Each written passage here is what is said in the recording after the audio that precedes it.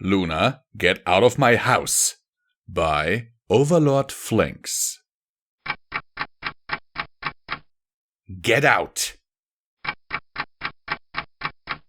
Silence. Complete, serene silence. Not a gust of wind brushing against the old tree's window panes, nor a single chipper from the roosting birds in the canopy above the lonesome home nestled far out in the vacant countryside. Not even the meeting of quill to paper made such a sound, if any, as a faint glow of white magic held aloft the nimble feather. Immersed in the void of blissful silence, the lone stallion within the bosom of his own wood wall hearth relinquished his thoughts to the words he wrote out. His listless, sleep-filled eyes followed along the written ink of his words, remarking each thought he laid out against the paper. The elements of harmony, long since lost to the sands of time, have again retaken my thoughts. Waking or slumbering, my mind is enthralled by the prospects of these tools, crafted by gods to be put in the lofty care of mere mortals. It astounds me, humbles me, to be among such a well-trusted race. Yet I am too perplexed at the prospects as well. To what ends were these tools given to us? Why us? For what divine or, perhaps, benign purpose does this all mean? I am greatly humbled to admit that even I am laid bare to the true nature. Verily, though I think, it mayhaps mean nothing in the end of what I think of them. The elements of harmony were not sent by gods to be handled by me. They were sent to be placed in the highest capacity our race could conjure. My hopes to this day remain the same. I hope to see the birth of these most capable of using these tools for the greater good of Canterlot. By my own credence, I admit that I have my worries on the future of Canterlot, of Equestria. In my dreams, nightmares, I see the maw of a terrifying beast engulfing land before I awaken in a blinding white. This darkness I see, it blinds my mind with fear, as well as brings me beacon of something more.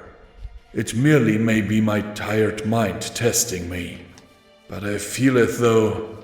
The quill skipped against the paper suddenly as an abrupt gust of wind was sent through the entirety of the cramped hovel.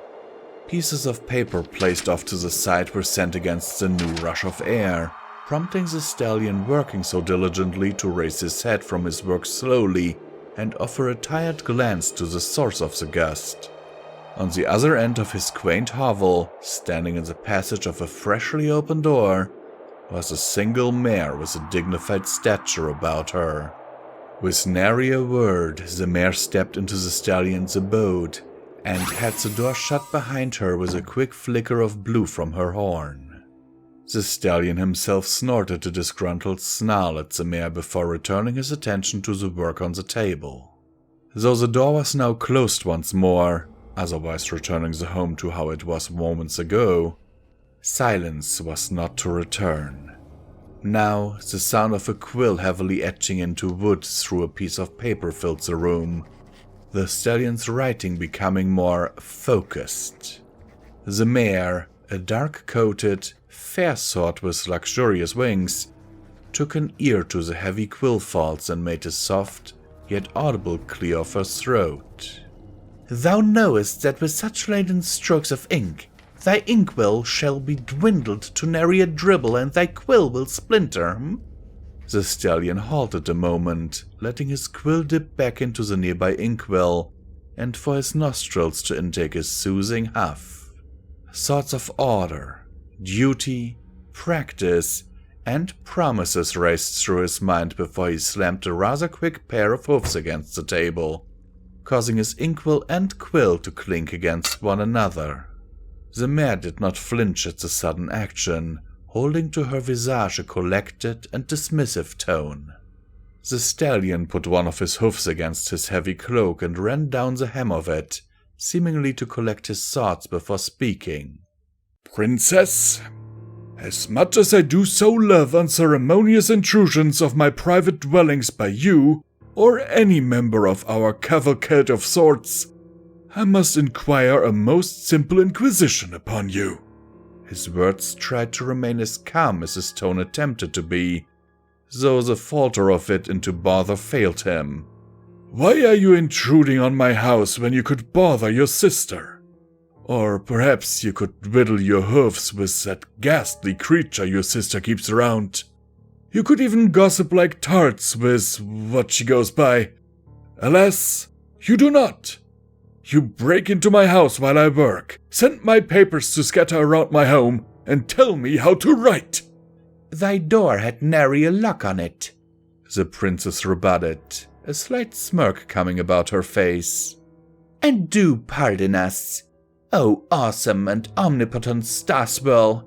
Should we, a mere mare, offer a piece of advice in all our hubris?"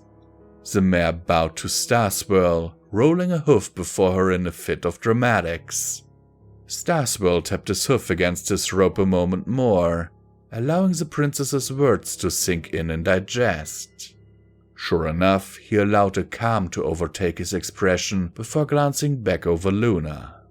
"Luna, would you please take leave of my home? Now, please?" He kept his teeth gritted together behind his muzzle, attempting to keep all his inner feelings behind the facade. The dark princess pondered the request, tapping one of her dressed hoofs against the wooden floor of Starswirl's home. When she finally voiced an answer, Starswirl felt a nerve burst behind his right eye. "In all fairness, 'twas our house we have to thee," she answered plainly. "Luna!" Starswirl took to a commanding, teacheresque voice as he focused all his attention to her. "Get out of my house, or I shall tattle on you to your sister!" Luna's eyes widened and she gave a snarl back at the old stallion. "Old fogey, we have not a single fear of our own sister. Go ahead, tell her," Luna challenged. Though as she saw Starswirl turn around to receive his letter parchment, she quickly bolted out of the stallion's home with not another word. Left alone once more, Starswirl looked over his shoulder at the spot Luna once occupied. For a moment he sighed, before returning to his notes laid out on his work table. His quill, freshly inked, was drawn out from the well and placed back against the piece of paper, writing another trail of the old stallion's words. "I feel as though there is much in this world I do not yet understand. Knowing that, I come to realize how fleeting my world has come to be. I am alone with my thoughts, for I know that my thoughts are my own.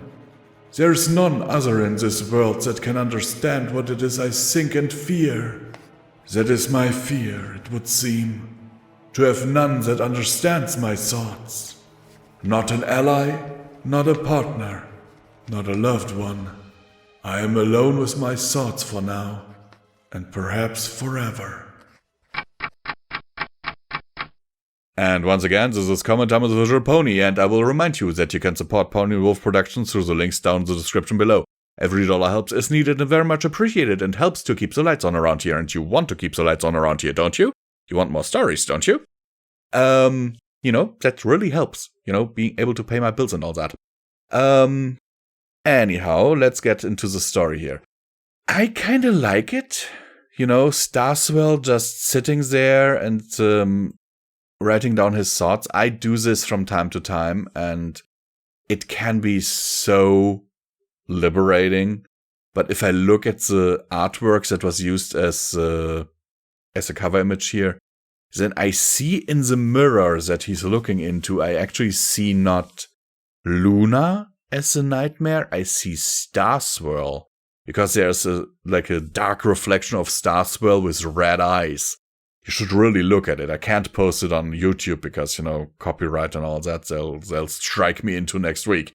But this is a really amazing piece of artwork, a story that I actually wanted to read for quite a while. Let's actually look. When was it released? 2014. Wow. So yeah, it has been in my read later list for a while. Because if I remember correctly, I did add it shortly after it was released. Yeah, so that's been a while. I like it. I really like it. Also the like childish behavior of Luna here, that really shows how a young Luna would act, especially with that near omnipotent power that she has, that she's wielding. I mean, we do know that Luna is even strong enough to create life, basically. We have seen that with a Tantibus or whatever it was called. That creature that she created herself to torture her every night with the same nightmare. So imagine that kind of power in the hands, or in this case hooves, of a teenager. She wouldn't fear anyone really, except maybe a being that has the same kind of power, which would be Celestia. Anyhow, let me know what you think about this story in the comments down below. I personally like it. I love it. I'll add it to my favorites right now. Actually, when was he seen? He was online 4 hours ago. Nice. Sincerely yours, Visual Pony, and I hope that this video finds you well in body and mind.